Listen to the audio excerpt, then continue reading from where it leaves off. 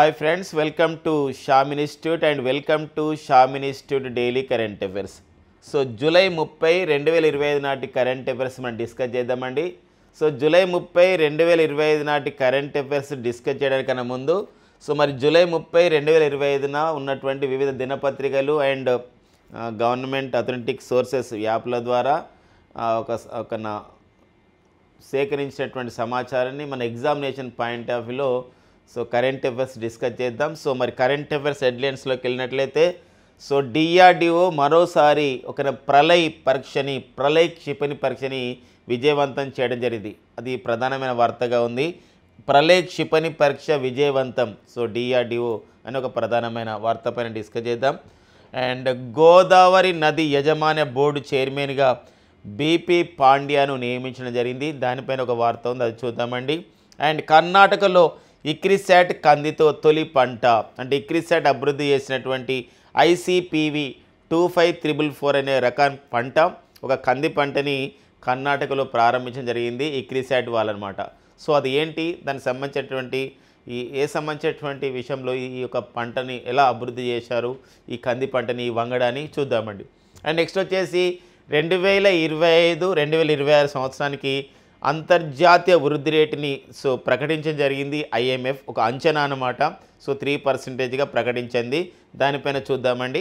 Next వచ్చేసి మనకి ఎదురులేని కేతీ లేడకి, ఎవరండి ఎదురులేని కేతీ లేడకి అని చెప్పేసి ఒక ప్రధానమైన వార్త. ఎవరు ఎదురులేని కేతీ కేడకి, ఎందులో ఎదురు లేదు అంటే స్విమ్మింగ్లు అన్నమాట. మరి ఈత పోటీలలో స్విమ్మింగ్లో ఫ్రీ స్టైల్ స్విమ్మింగ్లో మరి ఎన్నో పథకాలు సాధించింది. వారిపైన క్రీడాకారిణి పైన చూద్దామండి విశేషాలు. ఇవ్వండి మనకి జూలై 30 2025లో ఉన్నటువంటి ముఖ్యమైన ఎగ్జామినేషన్ ఓరియంటెడ్గా ఉన్నటువంటి కరెంట్ అఫైర్స్ మనం చూద్దాం. మొదటి అంశం చూద్దాం, ఒక్కొక్కటి అంశం 1 by 1 చూద్దాం. ఫస్ట్ అంతర్జాతీయ, జాతీయ, ప్రాంతీయ వార్తల్లో వ్యక్తులు, సైన్స్ అండ్ టెక్నాలజీ అప్డేట్స్, ఇలా స్పోర్ట్స్, ఇలా ఒక పద్ధతి ప్రకారం మనం ఒక సిస్టమేటిక్గా మనం వెళ్ళే ప్రయత్నం చేద్దాం. చివరిగా బుల్లెట్స్ కూడా ఉంటాయండి, కరెంట్ అఫైర్స్ బుల్లెట్స్, వాటిపైన కూడా డిస్కస్ చేసుకునే ప్రయత్నం చేద్దాం.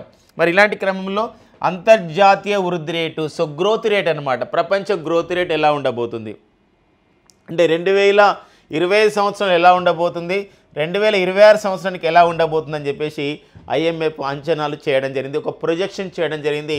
అంచనా అన్నమాట, ఇట్ ఈజ్ అబౌట్ ప్రొజెక్షన్ అని చెప్పేసి అంటాం. It is a projection. It is a projection అని చెప్పేసి అంటామండి. చాలామంది కూడా ఇంగ్లీష్లో కూడా కొంచెం చెప్పండి సార్ అని చెప్పేసి కామెంట్ చేస్తున్నారు. ఖచ్చితంగా అండి, ఎందుకోసం అంటే ఇద్దరికి ఉపయోగపడే విధంగా ఖచ్చితంగా ఉంటుందండి. మరి అంతర్జాతీయ వృద్ధి రేట్, ఇంటర్నేషనల్ గ్రోత్ రేట్ అన్నమాట. International growth rate or world growth rate అని చెప్పేసి అంటాం. International growth rate that is projected by the IMF ఎలా ప్రొజెక్ట్ చేసింది మరి ఇంటర్నేషనల్ గ్రోత్ రేట్ని 2025 అండ్ నెక్స్ట్ 26, అంటే 2025కి 3% గ్రోత్ రేట్ని, 2026కి 3.1% గ్రోత్ రేట్ని పెంచడం జరిగింది అనమాట. ఇలా అంచనా వేయడం జరుగుతుంది. ఇది జస్ట్ అంచనా మాత్రమే. మరి ఇందులో మనం చూసినట్లయితే IMF అంటే ఇంటర్నేషనల్ మానిటరీ ఫండ్ మన భారతదేశ వృద్ధి రేట్ని 2026 సంవత్సరంలో ఎంత ఉండబోతుందని చెప్పేసి ఒక అంచనా వేసింది తెలుసా అండి. 6.4%గా అంచనా వేయడం జరిగిందనమాట. ఈ నేపథ్యాన్ని కూడా చూసుకోవాల్సిన అవసరం ఉందండి. ఇది మనకు అడుగుతున్నాడు అనమాట. ఈ గ్రోత్ రేట్ల పైన ఈ ఏషియన్ డెవలప్మెంట్ బ్యాంక్ ఎంత గ్రోత్ రేట్ చేసింది, and next RBI growth rate ఎంత అంచనా వేస్తుంది, ఇలా అడుగుతున్న నేపథ్యం ఉంది అన్నమాట. మనకి ఇక్కడ IMF పైన కూడా డిస్కస్ చేద్దాం. ఎందుకోసం IMF అనేది వచ్చింది కాబట్టి ఇక్కడ IMF అనగా ఇంటర్నేషనల్ మానిటరీ ఫండ్ అని చెప్పేసి అంటున్నాం, అంతర్జాతీయ ద్రవ్యనిధి సంస్థ. మరి అంతర్జాతీయ ద్రవ్యనిధి సంస్థ యొక్క ప్రధాన కార్యాలయం ఎక్కడ కలదు అని చెప్పేసి అంటే వాషింగ్టన్ DCలో. మరి ఈ యొక్క IMF ప్రధాన కార్యాలయం ఉంటుందండి. మరి IMFకి పక్కన ప్రజెంట్ మేనేజింగ్ డైరెక్టర్గా, IMFకి ప్రజెంట్ మేనేజింగ్ డైరెక్టర్గా పనిచేస్తున్న వారు వచ్చేసి ఎవరు తెలుసండి, వారే క్రిస్టలీనా జార్జివా. ఎవరండి, క్రిస్టలీనా. క్రిస్టలీనా జార్జివా అనేవారు IMFకి ప్రజెంట్ MDగా పనిచేస్తున్నారు, మేనేజింగ్ డైరెక్టర్గా పనిచేస్తున్నారు. వీరు బల్గేరియా దేశానికి చెందినవారు. IMFకి క్రిస్టలీనా జార్జివా రెండో మహిళా MD. మరి IMFకి పనిచేసిన తొలి మహిళ MD ఎవరని చెప్పేసి అంటే వారు క్రిస్టినా లగార్డ్ అండి, క్రిస్టినా లగార్డ్. ఆ నేపథ్యాన్ని కూడా చూసుకోవాల్సిన అవసరం ఉంది. IMF పైన మరొక అప్డేట్ మనకింది. IMFలో 2019 సంవత్సరం నుండి, IMFలో 2019 సంవత్సరం నుండి ప్రధాన శాస్త్రవేత్తగా ఫస్ట్ డిప్యూటీ మేనేజింగ్ డైరెక్టర్గా పనిచేస్తున్నటువంటి మన భారతీయ మహిళ ఎవరండి వారు గీతా గోపీనాథ్. ఈ పదవి నుండి త్వరలో నేను దిగిపోతాను అని చెప్పేసి ప్రకటించడం జరిగిందనమాట. రిటైర్మెంట్ అయిపోతాను ప్రకటించింది. తదనంతరం ఆమె ఈ యొక్క రిటైర్మెంట్ అయిన తర్వాత అంటే ఐఎంఎఫ్ పదవి నుండి వైదొలిగిన తర్వాత హార్వర్డ్ విశ్వవిద్యాలయంలో ఒక ప్రొఫెసర్గా పనిచేస్తున్న ఆర్థిక శాస్త్ర ప్రొఫెసర్గాని చెప్పడం జరిగింది. సో అది మనకి ఐఎంఎఫ్లో ఉన్నటువంటి లేటెస్ట్ అప్డేట్స్ అనమాట. ఇది మనకి వృద్ధి రేటు పైన వచ్చిన అంశం. ఒక అంతర్జాతీయ విషయాలుగా చూసుకోవచ్చు దీన్ని. వృద్ధి రేట్ అనేది ఉంది కాబట్టి అంతర్జాతీయ వృద్ధి రేటు. దాంతోపాటుగా దీన్ని కరెంట్ ఎకానమీలో భాగంగా కూడా చూసుకోవచ్చండి. కరెంట్ ఎకానమీలో భాగంగా సో మరి ఒక ఈ తాజా ఆర్థిక అంశాలన్న విభాగంలో కూడా మనం చూసుకోవచ్చు అనమాట. ఓకేనండి. సో నెక్స్ట్ చూద్దామండి.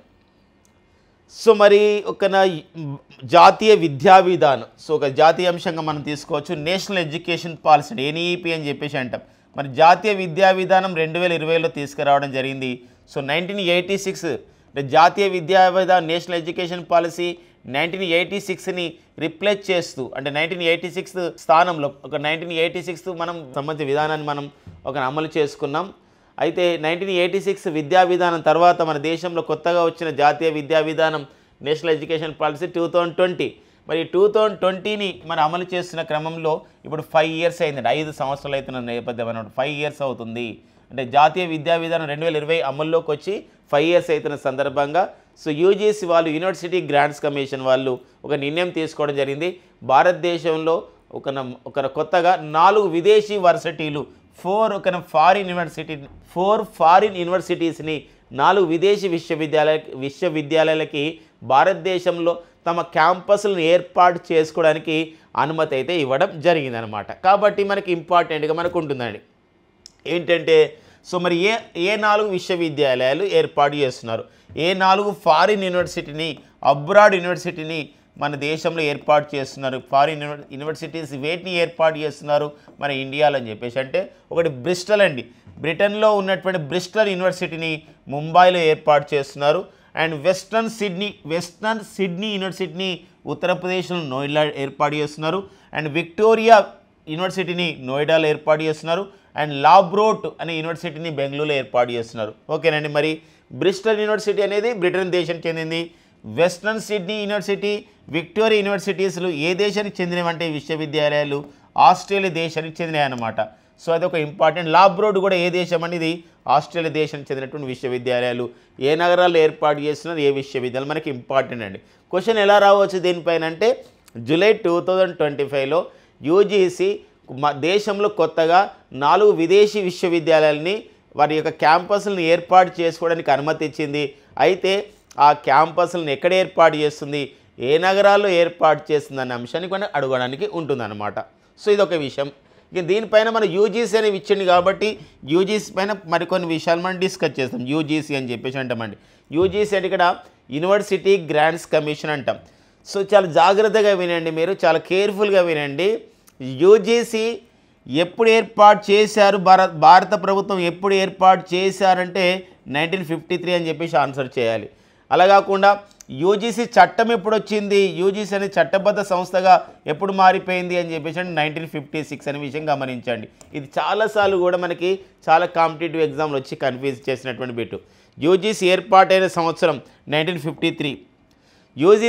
యూజీసీకి ఒక చట్టబద్ధ హోదా ఇచ్చారు. యూనివర్సిటీ గ్రాంట్స్ కమిషన్ ఒక యాక్ట్ వచ్చిందంటే ఏంటంటే 1956లో రావడం జరిగింది. అలాంటి విషయాన్ని గమనించండి. కేంద్ర విద్యాశాఖ పరిధిలోని పనిచేస్తున్నటువంటి సంస్థ యూనివర్సిటీ గ్రాంట్స్ కమిషన్. మరి ప్రజెంట్ యూజీసీకి చైర్మన్గా ఎవరు పనిచేశారు అంటే ప్రొఫెసర్ మామిడాల జగదీష్ కుమార్ తర్వాత మళ్ళీ ఇప్పుడు కొత్త వ్యక్తి వచ్చారు యూజీసీకి చైర్మన్గా.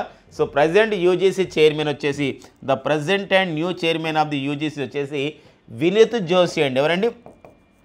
వినీత్ జోషి అనేవారు. సో ప్రజెంట్ యూజీసీకి చైర్మన్గా పనిచేస్తున్నటువంటి నేపథ్యం అండి. ఇది మనకి జాతీయ విద్యా విధానం లోబడి ఇవన్నీ విదేశీ వర్సిటీలు వస్తున్నాయి. జాతీయ విద్యా విధానం నూతన జాతీయ విద్యా విధానం 2020 అమల్లోకి వచ్చి 5 ఇయర్స్ అవుతున్న సందర్భంలో దానిపైన కూడా మనం బిట్స్ని ఎక్స్పెక్ట్ చేయొచ్చు ఈ సంవత్సరం జరగబోతున్నట్టు కాంపిటేటివ్ ఎగ్జామ్లో. మరి జాతీయ విద్యా విధానం నేషనల్ ఎడ్యుకేషన్ పాలసీ 2020 ఏ తరహా విద్యా విధానాన్ని ఎలాంటి స్కూల్ విద్యా విధానాన్ని ప్రోత్సహిస్తుంది మన దేశంలో అంటే 5+ ఓకేనా 5+3+3+4 అనే ఒక విద్యా విధానాన్ని ప్రోత్సహిస్తుంది. ఒకసారి ఇది గ్రూప్ 1లో కూడా ప్రశ్న అడగడం జరిగిందన్నమాట. ఓకేనండి.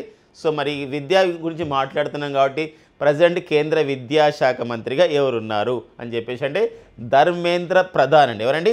ధర్మేంద్ర ప్రధాన్ గారు ప్రజెంట్ కేంద్ర విద్యాశాఖ మంత్రిగా పనిచేస్తున్నటువంటి నేపథ్యం. ఇది కూడా ఒక ఇంపార్టెంట్గా చూసుకోవాలి. అండ్ జాతీయ విద్యా విధానం 2020, మరి జాతీయ విద్యా విధానం 2020 నేషనల్ ఎడ్యుకేషన్ పాలసీ డ్రాఫ్ట్ మొత్తం కూడా దానిపైన అధ్యయనం చేసిన వారు ఎవరు? జాతీయ విద్యా విధానం ముసాయిదా 2020పై అధ్యయనం చేసినటువంటి కమిటీ ఏంటి? ఏ కమిటీ అని చెప్పేసి అంటే సో కస్తూరి రంగన్ కమిటీ అండి. ఏంటంటే కస్తూరి రంగన్ కమిటీ అండి. కస్తూరి రంగన్ కమిటీ ఇస్రో మాజీ చైర్మన్ అండి. కస్తూరి రంగన్ కమిటీ అనే విషయాన్ని గమనించాల్సినటువంటి అవసరం ఉంది. చాలా ఇంపార్టెంట్గా చూసుకోవాల్సిన అవసరం ఉందన్నమాట. ఓకే, నెక్స్ట్ కరెంట్ అఫైర్కి వెళ్దాం. ఇక నెక్స్ట్ వచ్చేసి వార్తల్లో వ్యక్తిగా అండ్ ఒక జాతీయ అంశంగా ఒక సంబంధించినటువంటి ఒక సంస్కృతి సాంప్రదాయం సంబంధించిన ఒక విషయంగా ఇండియన్ హెరిటేజ్ కల్చర్లో భాగంగా కూడా ఈ అంశాన్ని తీసుకోవచ్చు. ఏంటి అంటే సో ఒక సంబంధించినటువంటి మహిళ అండి. ఆమె ఒక క్లాసికల్ డ్యాన్సర్ రెమోనా ఎవట్టి పిరేరి అండి. సో రెమోనా అండి. రెమోనా సో ఎవట్టి సో ఒక పిరేరి అని చెప్పేసి ఒక ఆవిడ అనమాట. ఒక మహిళ, ఒక క్లాసికల్ డ్యాన్సర్. ఈమె ఒక రికార్డ్ సాధించిందండి. సో మంగళూరులో మంగళూరు అంటే కర్ణాటకలో 170 గంటల పాటు సో ఏం చేసిందంటే ఇక్కడ శాస్త్రీయ నృత్యం చేయడం జరిగింది. సో పిరేరి వీరి పేరు. 170 గంటల పాటు ఒక శాస్త్రీయ నృత్యం చేయడం జరిగింది. రికార్డ్ సాధించడం జరిగింది. అంటే రికార్డ్ సాధించి గతంలో సుధీర్ జగపత్ అనేవారు 127 గంటలు ఆ విధంగా శాస్త్రీయ నృత్యం చేసి రికార్డు సాధించడం జరిగింది. ఆ శాస్త్రీయ నృత్యాన్ని సో ఇవి రికార్డ్ బ్రేక్ చేయడం జరిగింది. ఒక భరతనాట్యం చేయడం జరిగింది. సో ఒక రికార్డ్ బ్రేక్ చేయడం జరిగింది. ఆమెని 170 గంటలు ఆ విధంగా డ్యాన్స్ చేసి రెమోనా ఎవట్టి పిరేరి ఈమెకు వచ్చినటువంటి ఒక రికార్డ్. ఏ రికార్డ్ అంటే golden book of the world records అండి. ఇటీవల golden book of the world record సాధించినటువంటి ఒక శాస్త్రీయ నృత్యం చెందినటువంటి వారు క్లాసికల్ డ్యాన్సర్. సో 170 గంటల పాటు ఒక డ్యాన్స్ చేసి, అంటే 170 గంటలు అంటే మళ్ళీ వరుస కాదండి, అంటే ఎలాంటి ఇంటరప్షన్ లేకుండా ఎలాంటి బ్రేక్ లేకుండా 170 అవర్స్ అనేది కాదు. ప్రతి 3 అవర్స్కి ఒకసారి 15 మినిట్స్ బ్రేక్ ఇస్తారు. ప్రతి 3 అవర్స్కి ఒకసారి 15 మినిట్స్ బ్రేక్ చేస్తూ బ్రేక్ ఇస్తూ ఇలా మొత్తం కూడా 170 గంటలు డ్యాన్స్ చేశారు భరతనాట్యం డ్యాన్సర్. సో వారు వచ్చేసి రెమోనా ఎవట్టి పిరేరి. ఎవరైతే రికార్డ్ బ్రేక్ చేశారు, వచ్చినటువంటి రికార్డ్ ఏంటి, ఇలాంటి అంశాలపైన కూడా మనకి ఇంపార్టెంట్గా ఉంటుందండి. ఒక వార్తల్లో వ్యక్తిగా, ఒక జాతీయ అంశంగా, తర్వాత మన ఇండియన్ హెరిటేజ్ కల్చర్లో భాగంగా శాస్త్రీయ నృత్యాలపైన కూడా ఈ పాయింట్ మనకి ఇంపార్టెంట్గా ఉంటుందన్నమాట. సో నెక్స్ట్ కరెంట్ అఫైర్స్ వచ్చేసి పైతానీ చీరలు మహారాష్ట్రకు సంబంధించినవి అన్నమాట. ఇది న్యూస్లో ఉందండి. ఈ పైతానీ చీరలు ఏ రాష్ట్రానికి చెందినవంటే మహారాష్ట్ర. మహారాష్ట్ర మహాశారీస్గా పిలుస్తాం ఈ పైతానీ చీరల్ని. సో మరి రీసెంట్గా ఫ్రెండ్స్ మనకు తెలుసు జూలై 27, 2025న 124వ మన్ కీ బాత్ ప్రోగ్రాం జరిగిందని. MKB అంటే మన్ కీ బాత్ ప్రోగ్రాం జరిగింది. భారత ప్రధాని నరేంద్ర మోడీ గారు ఒక రేడియో మరియు దూరదర్శన్ ద్వారా ప్రసంగించారు. ఈ క్రమంలో పైతానీ చీరల యొక్క గొప్పతనం గురించి చెప్పడం జరిగిందన్నమాట. ఇది గోదావరి నది తీరాన పైతానీ అనే ప్రాంతంలో మహారాష్ట్రలో వీటిని తయారు చేస్తారు. ఇది స్వచ్ఛమైన సిల్క్ అండ్ ప్యూర్ సిల్క్. ఈ ప్యూర్ సిల్క్తో చేసినటువంటి పట్టు చీరల పైన ప్యారోట్స్, లోటస్ అండ్ పికాక్స్ ఈ సంబంధించినటువంటి చిలుకలు, రామచిలుకలు, తర్వాత తామర పువ్వులు, తర్వాత నెమళ్ళ యొక్క ఇమేజెస్ని అద్భుతంగా వాళ్ళు డిజైన్ చేస్తారనమాట. మనం ఇక్కడ కూడా చూడొచ్చు ఎంత అద్భుతంగా ఉంటాయో. సో ఇది ఒక గొప్ప కళగా ఉందని చెప్పేసి సో ప్రశంసించడం జరిగింది భారత ప్రధాని నరేంద్ర మోడీ గారు. సో అంతేకాదండి, ఈ పైతానీ చీరలకి, పైతానీ శారీస్కి జియోగ్రఫికల్ ఇండికేషన్ ట్యాగ్ అంటే భౌగోళిక గుర్తింపు 2010లోనే రావడం జరిగింది. ఒక్కొక్కసారి క్వశ్చన్ ఇలా రావచ్చు, 124వ మన్ కీ బాత్ కార్యక్రమంలో భారత ప్రధాని నరేంద్ర మోడీ గారు సో ఈ క్రింద ఏ చీరల యొక్క పట్టు చీరలు నేసే విషయాన్ని ప్రశంసించడం జరిగిందంటే పైతానీ చీరలు ఎక్కడ కలవు అని చెప్పేసి అంటే అది మహారాష్ట్రలో ఉన్నాయన్నమాట. ఓకేనండి, నెక్స్ట్ చూద్దాం.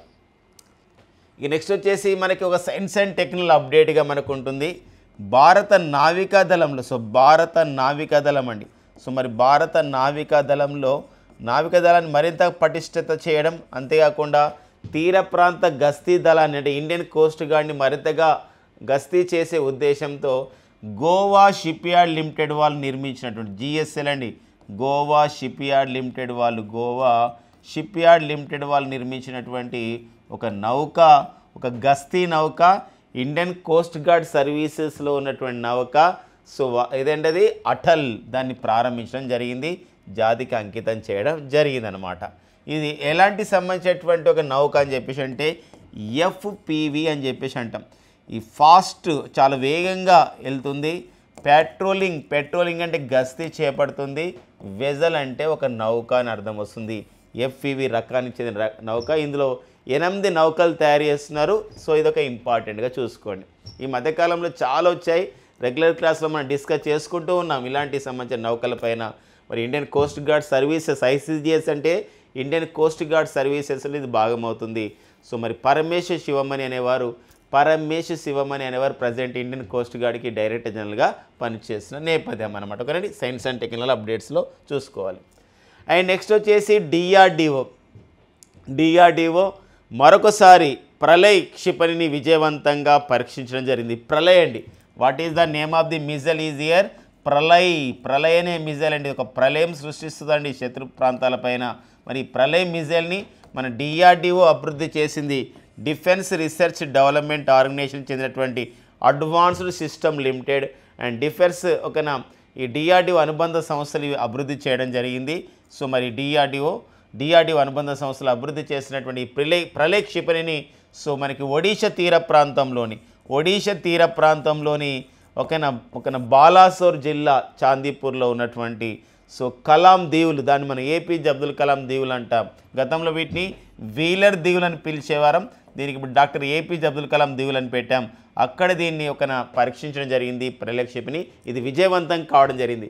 మరి ప్రళయ్ క్షిపణి యొక్క తీరుతెన్నులు చూద్దాం. ఏంటి దీని యొక్క క్యారెక్టర్స్, దీని యొక్క క్యారెక్టర్ ఫీచర్స్ ఏంటంటే it is a hit the targets of the surface to surface, అంటే ఉపరితలం లక్ష్యాలను ఛేదిస్తున్నటువంటి క్షిపణి ఇది. అంతేకాదండి, దాంతోపాటుగా ఇది 150 కిలోమీటర్లు, అంటే ఎంత దూరం లక్ష్యాలని, ఎంత టార్గెట్ రేంజ్ ఉంటుందంటే 150 కిలోమీటర్ల నుండి 500 కిలోమీటర్ల లక్ష్యాన్ని ఛేదించే క్షిపణి వచ్చేసి ఇక్కడ మన ప్రళయ్ క్షిపణి. అంతేకాదు, దాంతోపాటుగా 500 కిలోల వార్ హెడ్ అంటే పేలుడు పదార్థాన్ని కూడా తీసుకెళ్ళి శత్రు ప్రాంతాలపైన వేస్తుందన్నమాట. అది వార్ హెడ్ అని చెప్పేసి అంటాం. అంత సామర్థ్యం మనకి దేనికి ఉందంటే ఇక్కడ ప్రళయ్ మిజైల్కి ఉండడం జరిగిందనమాట. సో ఇది మనకి క్షిపణి పేరు. ఇక్కడ గుర్తుపెట్టుకోవాల్సిన అంశాలు 3 ఉంటాయి. ఒకటి వచ్చేసి క్షిపణి పేరు ప్రళయ్. ఏ లక్ష్యాలను ఛేదిస్తుంది, లక్ష్యం ఏంటి అని చెప్పేసి అంటే టార్గెట్ ఏంటంటే ఉపరితలం. లక్ష్య పరిధి ఎంత పరిధిలో అంశం అంటే 150 km to 500 km. మరొక విషయం గమనించండి, ఎంత వార్ హెడ్ను తీసుకెళ్ళింది, 500 కిలోగ్రాముల పేలుడు పదార్థాలను తీసుకెళ్ళగలుగుతుంది సామర్థ్యం అనమాట. అండ్ ఎక్కడి నుండి దీన్ని పరీక్షించారు అంటే ఒడిషా తీర ప్రాంతంలోని వీలర్ దీవులు, దాని కొత్త పేరు డాక్టర్ APJ అబ్దుల్ కలాం దీవుల నుండి. ఎవరు చేశారు ఈ పరీక్ష? DRDO చేసింది. DRDO అంటే ఏంటి అంటే డిఫెన్స్ రీసెర్చ్ డెవలప్మెంట్ ఆర్గనైజేషన్. మరి DRDO ఎప్పుడు ఏర్పాటు చేయబడింది అని చెప్పేసి అంటే 1958లో జనవరి 1న ఏర్పాటు చేయబడింది. ఎన్నోసార్లు చెప్పుకున్నాము. DRDOకి ప్రస్తుత చైర్మన్ వచ్చేసి ఎవరున్నారంటే సమీర్ వెంకటపతి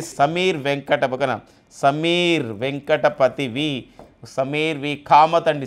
అంటే ఇక్కడ ఏంది వెంకటపతి, సమీర్ వి కామత్ అనేవారు DRDOకి ప్రజెంట్ చైర్మన్గా పనిచేస్తున్న నేపథ్యం అనమాట. ఓకేనండి, ఇది ఒక సైన్స్ అండ్ టెక్నికల్ అప్డేట్లో డిఫెన్స్ విషయంలో, డిఫెన్స్ విషయంలో అంటే రక్షణ రంగం విషయంలో దీన్ని మనం నోట్స్ రాసుకోవచ్చు అనమాట. ఓకేనా, గుర్తుపెట్టుకోవచ్చు. ఇక నెక్స్ట్ వచ్చేసి మరొక సైన్స్ అండ్ టెక్నికల్ అప్డేట్, ఒక అగ్రికల్చర్ సంబంధించిన అప్డేట్, ఒక కరెంటు జాగ్రత్తకు సంబంధించిన ఒక అప్డేట్ అండి. సో మన ICRISAT చేసినటువంటి పరిశోధన. మరి ICRISAT international crop research institute for the semi arid tropics అని చెప్పేసి అంటాం. మరి ఇలాంటి ICRISAT సంస్థ అనేది మనకి ఎక్కడ ఉందని చెప్పేసి అంటే మన తెలంగాణ, మన హైదరాబాదులో. సో హైదరాబాదులో ఉందండి. సో హైదరాబాదులో ICRISAT ప్రధాన కార్యాలయం ఉందండి. మరి తెలుగు 2 రాష్ట్రాలకు ఒక పెద్ద సంస్థగా ICRISAT ఉందని చెప్పొచ్చు అనమాట. International crop research institute for the semi arid tropics అని చెప్పేసి అంటామండి ICRISAT. సో మరి అంతర్జాతీయ అర్ధశుష్క ప్రాంతాల్లో మరి ఉష్ణమండల పంటలు ఎలా పండుతాయని మరి పరిశోధన చేస్తున్నటువంటి సంస్థ ఇక్రిసాట్ సంస్థ. మరి ఇక్రిసాట్ సంస్థ ఇటీవల కాలంలో ఒక పరిశోధన చేసింది. సో ఒక కొత్త రకమైనటువంటి కంది వంగడాన్ని తయారు చేసిందని, కంది వంగడాన్ని తయారు చేసింది. ఆ కంది వంగడం పేరు వచ్చేసి ICPV 25344. గుర్తుపెట్టుకోవాలండి ఖచ్చితంగా. ICPV అంటే చాలా ఇంటెన్సిటీగా ఉంటుంది, ఎలాంటి ఒక వాతావరణాన్ని కూడా తట్టుకోగలుగుతుంది. ఓన్లీ మనకి వర్షాకాలంనే కాదండి, సో మనకి సమ్మర్లో కూడా ఈ పంట పండే ఒక గొప్పతనం ఉంది. 45 degrees ఆఫ్ ది సెల్సియస్ని తట్టుకుంటూ కూడా ఈ వంగడం ఏమవుతుందంటే ఇక్కడ మొలకెత్తుతుంది. దట్ ఈజ్ ద కెపాసిటీ అనమాట. అందుకో చూడండి. అంతేకాదు తక్కువ నీరు అంటే వర్షాభావ పరిస్థితుల్లో కూడా ఇది పెరుగుతుంది, అండ్ సమ్మర్లో కూడా పెరుగుతుంది. ఓన్లీ వర్షాకాల పంటనే కాదు ఇది. అండ్ ఎరువుల వినియోగం కూడా చాలా తక్కువ అన్నమాట, తక్కువ ఎరువుల వినియోగం.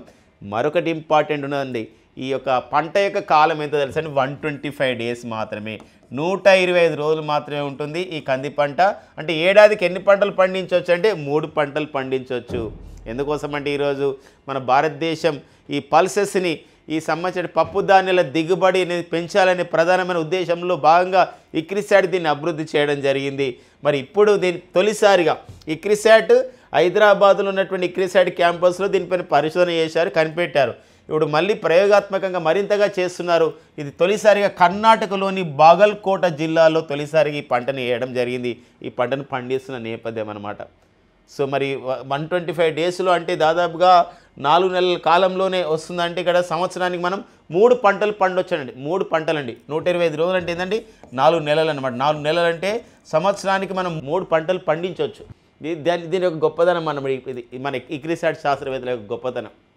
ఇంత ప్రపంచంలో ఒక గొప్ప వంగడం కాబోతుందని చెప్పొచ్చు ఈ కంది వంగడం. సో దీని మరొక విషయం ఉందండి దీనిపైన. ఇది 45 degrees సెల్సియస్ ఉష్ణోగ్రతను కూడా తట్టుకొని ఈ మొక్కలు, ఈ వంగడాలు పెరగగలవు అనమాట. మంచి దిగుబడిని కూడా ఇవ్వగలవు.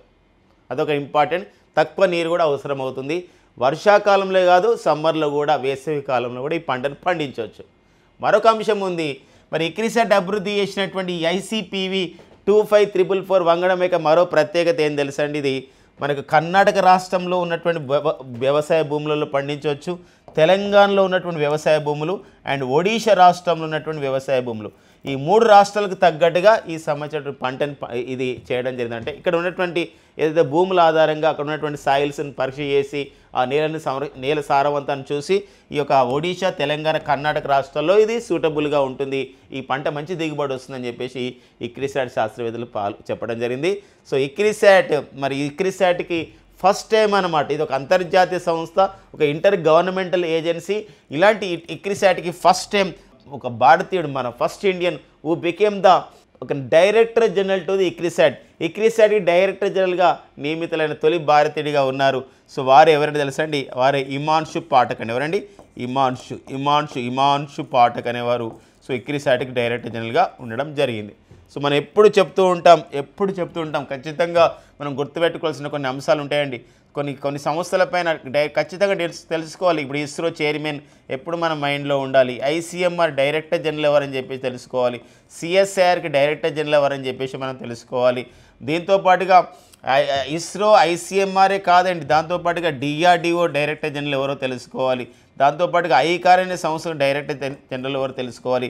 ఇక్రిసాట్కి కూడా డైరెక్టర్ జనరల్ ఎవరో అని చెప్పేసి ఈ మధ్యకాలంలో వార్తలు ఉన్నటువంటి సంస్థలపైన ఖచ్చితంగా తెలుసుకోవాలండి. ఒక కాంపిటీటర్గా ఉన్నప్పుడు, ఒక ఆస్పిరెంట్స్గా ఉన్నప్పుడు, ఒక ఎగ్జామినేషన్ ప్రిపేర్ అవుతున్నప్పుడు, పర్టికులర్గా పోటీ పరీక్షలు చదువుతున్నప్పుడు ఇస్రో చైర్మన్ ఎవరో అని చెప్పేసి అంటే డాక్టర్ వి నారాయణన్ గారండి. Doctor V Narayanan is the రీసెంట్గా వీరికి GP Birla award, memorial award వచ్చిందండి. ICMR డైరెక్టర్ జనరల్ వచ్చేసి డాక్టర్ రాజు బెహల్ గారండి. డాక్టర్ రాజు బెహల్ అనేవారు ICMRకి డైరెక్టర్ జనరల్.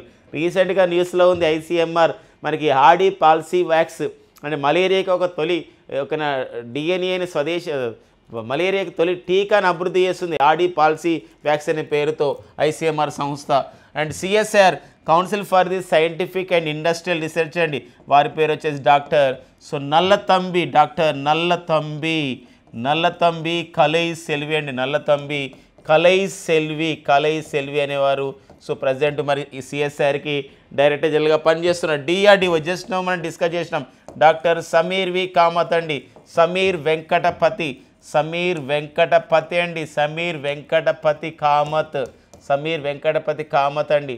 అండ్ నెక్స్ట్ వచ్చేసి ఇక్కడ ICAR, Indian council for the agriculture research. మరి ప్రపంచంలో ఎక్కడ లేని విధంగా జీనోమ్ రైస్ వెరైటీస్ని, జీనోమ్ ఎడిటెడ్ రైస్ వెరైటీస్ని, జీనోమ్ ఎడిటింగ్ వరి వంగడాలైనటువంటి DRR Dhan 100 and Pusa DST లాంటి ఒక వరి వంగడాలను అభివృద్ధి చేసినటువంటి సంస్థ ఏదండి? ICAR, Indian council for the agriculture research. మరి ఐకార్కి ప్రజెంట్ డైరెక్టర్ జనరల్ వచ్చేసి doctor Mangilal Jat and doctor Mangilal Jat అనేవారు. సో ప్రజెంట్ ఏంటంటే ఐకార్ డైరెక్టర్ జనరల్గా ఉన్నారు. అండ్ ఎక్రిసాట్కి ప్రజెంట్ డైరెక్టర్ జనరల్ వచ్చేసి doctor Himanshu Pathak and doctor Himanshu Pathak ఉన్న విషయాన్ని మనం గమనించాల్సినటువంటి అవసరం ఉందండి. సో ఇవి చాలా ఇంపార్టెంట్గా పర్సన్స్ ఇన్ ద న్యూస్లో, అపాయింట్మెంట్స్లో, ఊఈజులో చాలా ఇంపార్టెంట్గా ఉంది. నెక్స్ట్ చూద్దామండి నాసా వాళ్ళు. మరి ఈరోజు ఒక ఇంపార్టెన్స్ ఉంది మనకు అందరూ తెలుసండి. జూలై 30, 2025న మన ఆంధ్రప్రదేశ్ రాష్ట్రంలోని మన తిరుపతి జిల్లా అండి, మన తిరుపతి జిల్లాలోని సతీష్ ధావన్ స్పేస్ సెంటర్ ఎక్కడుందండి? శ్రీహరికోటలో ఉన్నటువంటి సతీష్ ధావన్ స్పేస్ సెంటర్ నుండి ఈరోజు జిఎస్ఎల్వి F-16 ద్వారా నైసర్ అంటే నిసార్ కూడా అంటున్నారు, నైసర్ అనే ఉపగ్రహాన్ని భారత్ అమెరికా దేశాలు సంయుక్తంగా అభివృద్ధి చేసినటువంటి ఈ యొక్క నైసర్ ఉపగ్రహాన్ని ప్రయోగించబోతున్నారు ఈరోజు సాయంత్రం. ఇలాంటి నేపథ్యంలో నాసా పైన మరొక అప్డేట్ ఇచ్చారు. నాసా ట్రేసర్స్ మిషన్ని ట్రెసర్స్ అని చెప్పేసి అంటాం. ట్రెజర్ మిషన్ని ప్రారంభించబోతుందండి. ఇది ఒక ఉపగ్రహ ప్రయోగం. దాని పేరు ట్రేజర్స్. ఈ ట్రెజర్ మిషన్ త్వరలో చేయబోతుంది ప్రయోగం. ఇది ఒక అంతరిక్ష ప్రయోగం. ఎందు గురించి చేయబోతుందంటే ఇది మనకి magnetic reconnection and its effects in the earth atmosphere. ఏదైతే మనకి సంబంధించినటువంటి అయస్కాంతత్వం ఉంటుందో, అయస్కాంతం ఏ విధంగా పనిచేస్తున్న నేపథ్యం ఉంటుందో, ఈ అయస్కాంతత్వం అండ్ భూమాకర్షణ శక్తులు ఎలా ఉంటాయి, ఇలాంటి వాటిపైన పరిశోధన చేయడానికి ట్రేజర్స్ మిషన్ చేయబోతుంది అనమాట. ఇది వార్తల్లో ఉంది. దీనిపైన మరింతగా చేస్తున్నారు. మరింతగా దీన్ని లాంచ్ చేసిన తర్వాత దీనిపైన మరింత సమాచారం ఇస్తారు నాసా వాళ్ళు. అప్పుడు మనం దీన్ని డిస్కస్ చేసుకుందాం. మన ఎగ్జామినేషన్ అడుగుతారు ఏంటంటే ట్రెసర్ మిషన్ ఇటీవల పంపించినటువంటి దేశం అంటే అమెరికా, ఏ శాస్త్రీయ పరిశోధన సంస్థ? నాసా. ట్రెజర్స్ అంటే ఒక అబ్రివేషన్ ఉంది, tandem connection cusp electrodynamics reconnaissance satellites అని చెప్పేసి అంటామండి. ఒక tandem connection and cusp electrodynamics reconnaissance satellites అని చెప్పేసి మనం అంటాం అనమాట. అంటే 2 శాటిలైట్స్ పంపించబోతున్నారు ట్రెజర్స్ అనమాట. ఓకేనా? ఈ ఫ్రెండ్స్ నాసా అంటే మనం ఎన్నోసార్లు డిస్కస్ చేసాం. నాసా అంటే నేషనల్ ఏరోనాటిక్స్ స్పేస్ అడ్మినిస్ట్రేషన్. ఓకేనా?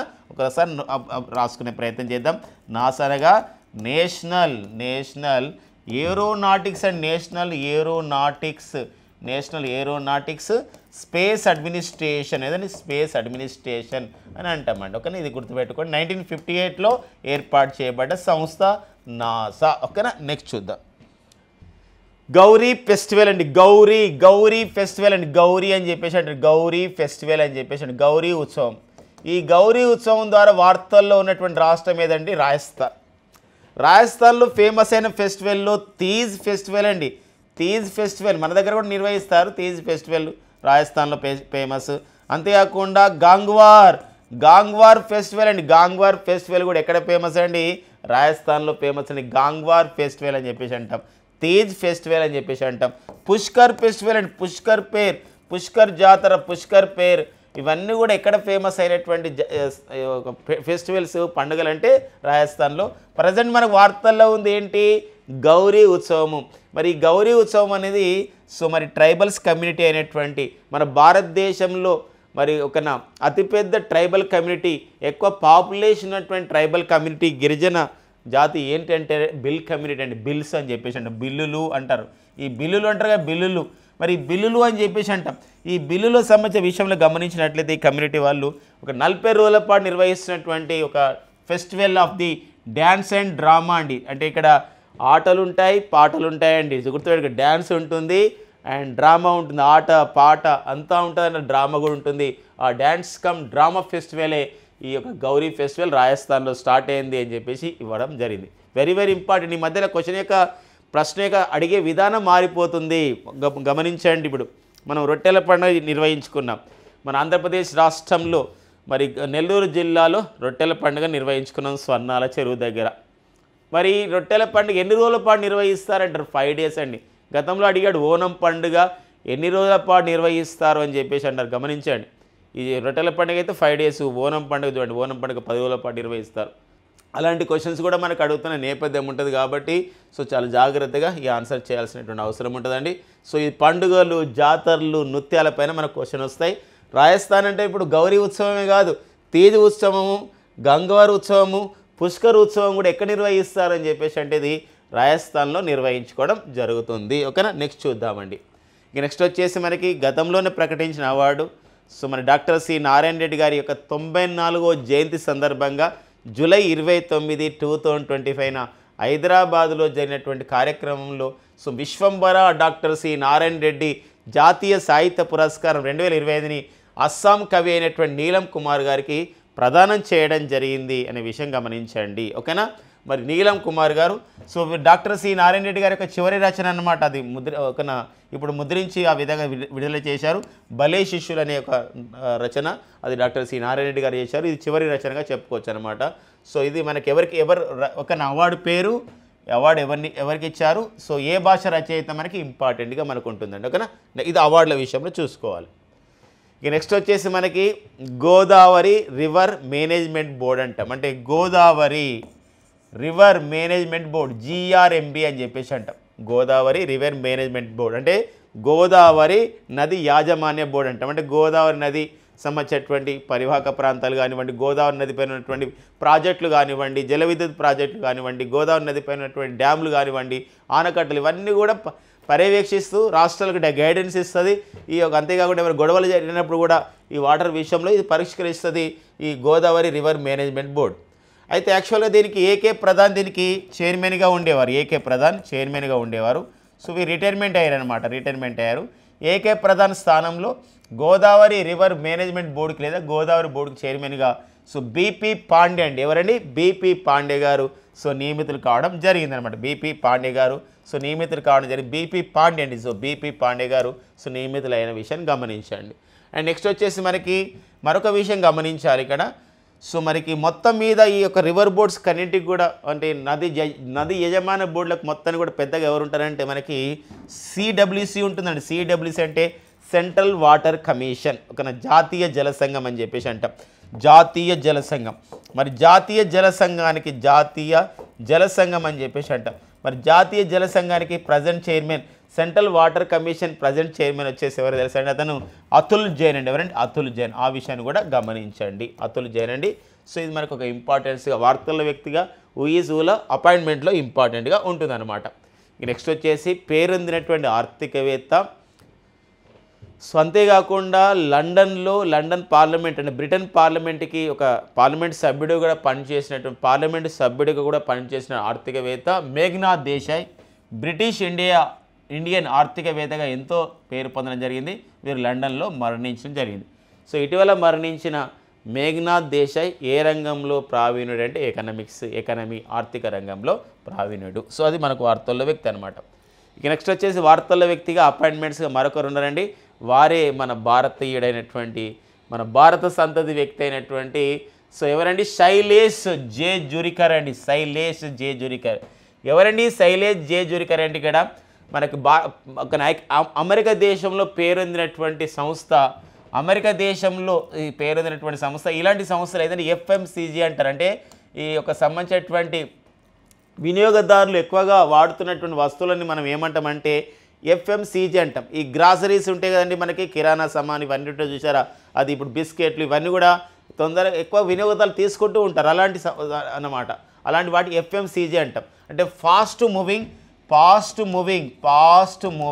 కన్స్యూమర్ గూడ్స్ అని చెప్పేసి అంటాం. మనకి కన్స్యూమర్ గూడ్స్ అని చెప్పేసి అంటాం. సో ఇలాంటి సంబంధించిన వస్తువులను అమ్మే సంస్థ, మార్కెట్ చేసుకునే సంస్థ P&G అని చెప్పేసి అంటాం. P&G అంటే ప్రాక్టర్ అండ్ గ్యాంబుల్. ఇది అమెరికా దేశానికి చెందిన సంస్థ.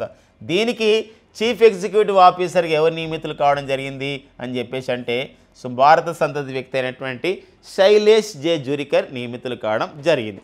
మన చీఫ్ ఎగ్జిక్యూటివ్ ఆఫీసర్స్ పైన అడుగుతున్నప్పుడు ఇలాంటి క్వశ్చన్స్ అడిగే అవకాశం ఉంటుంది. వెరీ రీసెంట్గా మనం చెప్పుకున్నాం హిందుస్థాన్ యూనిలివర్ లిమిటెడ్కి సో తొలిసారి ఒక మహిళ చీఫ్ ఎగ్జిక్యూటివ్ ఆఫీసర్ అయింది. ఆమె పేరు వచ్చేసేదని ప్రియా నాయర్ అనేది, ప్రియా నాయర్ కావడం జరిగిందనమాట, ప్రియా నాయర్. ఇలా సంస్థలు చీఫ్ ఎగ్జిక్యూటివ్ పైన మనకు అడుగుతున్న నేపథ్యం ఉంటుందండి. అసలు ఇంపార్టెన్స్గా మనం చూసుకోవాల్సినటువంటి అవసరం ఉంది. ఫర్ ఎగ్జాంపుల్ కొన్ని చూద్దాం ఇప్పుడు. సో మనకి ఇప్పుడు టీసీఎస్ వార్తల్లో ఉంది. టీసీఎస్లో టాటా కన్సల్టీ సర్వీసెస్లో సో సుమారు కొన్ని వేల మందిని కూడా కొంత అక్కడ సంబంధించినటువంటి ఒక లే ఆఫ్స్ చేయడం. లే ఆఫ్ అంటే అర్థం ఏంటంటే ఉద్యోగాల నుండి తొలగించడం జరిగిందనమాట, అలాంటి నేపథ్యం. సో మరి ఇలాంటి టీసీఎస్ న్యూస్లో ఉంది టాటా కన్సల్టెన్సీ సర్వీసెస్. మరి టీసీఎస్కి చీఫ్ ఎగ్జిక్యూటివ్ ఆఫీసర్గా పనిచేస్తున్న వారు ఎవరు అని చెప్పేసి అంటే, సో ఎవరంటే టీసీఎస్కి చీఫ్ ఎగ్జిక్యూటివ్ ఆఫీసర్గా పనిచేస్తున్న వారు సో కృతివాసన్ అండి, కృతివాసన్.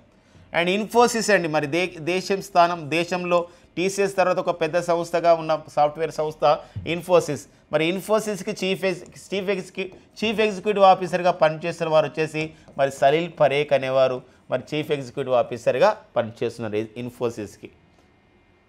ఇలాంటి మనకు అడుగుతున్న నేపథ్యం ఉంటుందండి కొన్ని సంస్థలపైన. దీంతో పాటుగా మనం ఇంకా కొన్ని విషయాలు మనం చూస్తే ఇంకా కొంత సంస్థలపైన చూసినట్లయితే అమెరికా దేశంలో చూసినట్లయితే ఇప్పుడు అడోబ్ అనే సంస్థ ఉంది, అడోబ్ అనే సంస్థ. మరి అడోబ్ అనే సంస్థకి చీఫ్ ఎగ్జిక్యూటివ్ ఆఫీసర్ ఎవరు పనిచేస్తున్నారు? అడోబ్. మరి అడోబ్ సంస్థకు చీఫ్ ఎగ్జిక్యూటివ్ ఆఫీసర్గా పనిచేస్తున్న వారు వచ్చేసి ఎవరండి? శాంతను నారాయణ అండి. ఎవరండి? శాంతను నారాయణ పనిచేస్తున్నారు.